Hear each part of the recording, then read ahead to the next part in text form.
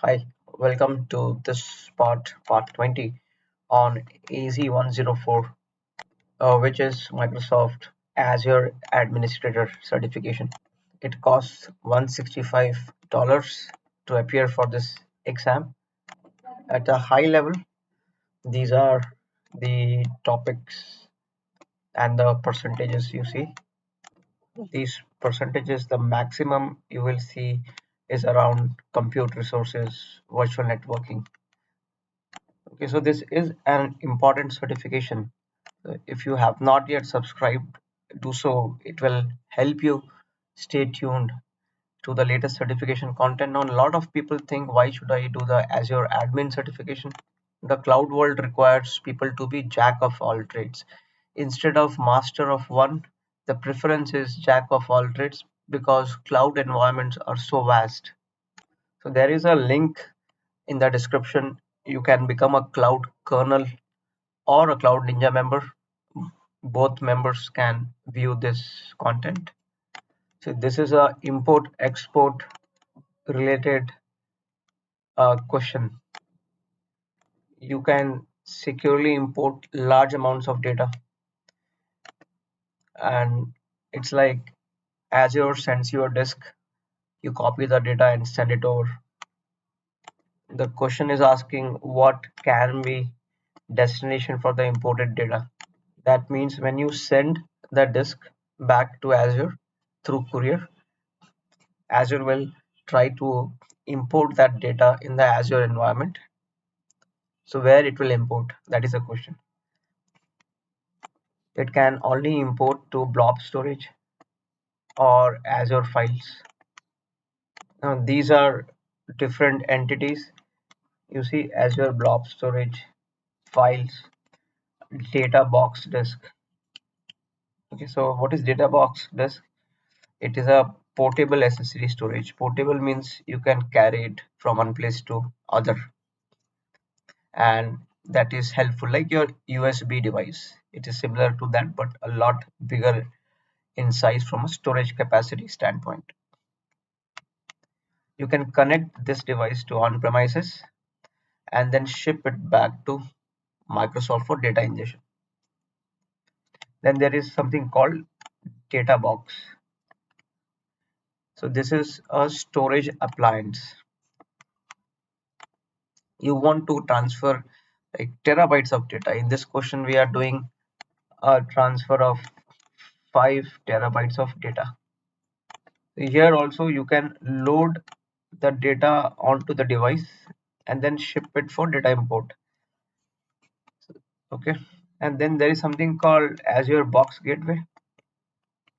It is virtual, it is not a physical device. The previous two devices, this one and this one, were physical devices. Physical means you can hold it in your hand, and virtual means you cannot hold it in your hand.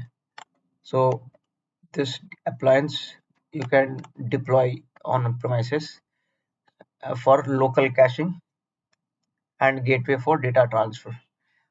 Okay, this is used if you want to, if you don't want to use data box, if you don't want to use that and use the internet. So through internet you can use it. Okay. So between blob and files, do we see blob here? We don't see blob, we only see file storage. So this would be our answer. uh, it cannot import to database. That is the thumb rule. Okay, so if you cannot import to database, Cosmos DB is wrong and SQL database is also wrong.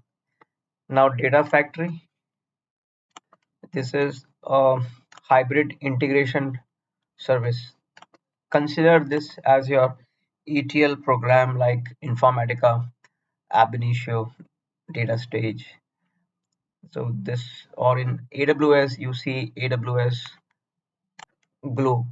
So this is similar to Glue. So C is wrong in this case. Now let us look at this question. They are saying you have a subscription and that contains storage, and now you have 3 devices. from which device you can use easy copy. Easy copy is used to copy files and those things data. And here you have three different OS: Windows 10, Linux, Mac OS. So these all three are popular, and Azure has inbuilt support for all three of them. So with Windows 10, it can be used, and you see the documentation we have mentioned here. It works with Windows, Linux, and Mac OS. See, anything in this world, I think software you create and it does not work with Windows, Linux, and Mac OS, then it will not be popular. Any application you see, they try to make it work with all three operating systems. So this is small documentation. You can, you know, how easy copy works. You first download the easy copy, okay, from GitHub repository. Then you install it. Then you have to set up like some configurations of environment variables and so on. Then you use the open command prompt and type your commands. And then you can run easy copy commands in the command prompt. So you can copy files to and from Azure blob storage. So like we saw, it works with all three operating systems. So in this case, it should work with all three devices. Now let us look at this next question. So you have an Azure storage account, and you need to prevent new content added to container or being modified for last 1 year. The access tier is not designed for this purpose. Access tier, why we use is that you want to set life cycle. For example, you have these tiers, right? Hot access tier, cool, archive. So if it is very frequently accessed, then let it be here. But when it starts, the frequency starts decreasing and it is infrequently accessed, then it automatically moves here. So that is the purpose of access tiers, and that is the purpose of access levels also. See, access levels, you can define durability and availability of data stored in a container. They do not provide granular control over modification, permission, or time-based restrictions. See, like you enter one office, suppose Infosys office, you enter, you go to first floor. So access level means this guy can go to first floor only. That is access level. After getting into first floor, can he modify the data? Can he access the system or not? That is not access level's job. The security team which provides you access, your ID card, that access, they are only bothered whether you can get in or not, whether you go inside and drink coffee, whether you go inside and do work, whether you chit chat with some team members. They don't care.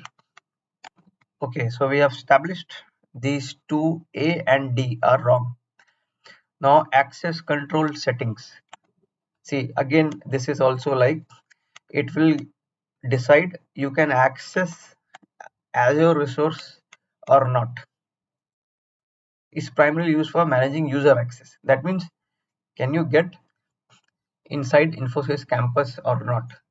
Can you get inside TCS campus or not? That is the goal.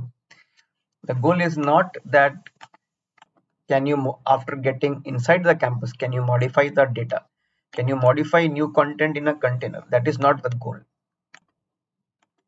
So C is wrong as well. So we have left with access policy. So this is access policy. Access policy is primarily used for this purpose, to control and manage permissions for containers. It is born to do this job. You can define fine-grained access controls. You can enforce restrictions on modifying new content. You can, in this case, how it does is you can create shared access signature and then share the SAS token and set the container permissions to remove or restrict permissions for container, preventing direct modification. Okay, so this would be our final answer. This is the YouTube handle of this channel. You can look for 650 plus videos on AWS, Azure, Google Cloud, Snowflake certification. So please subscribe, and you can also click the link in the description, become a member. A lot of content on AZ104. We have been posting on Cloud Kernel and Cloud Ninja members area. It works with both the access. So this brings us to the end of part 20. I hope you understood the concepts behind this. This channel explains you each and every option, how to decode the right answer. If certain options are wrong, why it is wrong. So this is a unique way of learning. Like we say in cricket, you can conceptually you can keep knowing this is how you can spin the ball, but get to the net practice and get to the match practice. A match practice, this channel, the way we are answering the questions, this is an actual match practice. You will feel very confident when you go for the real certification exams. So keep practicing, stay tuned, stay focused. See you in the next part.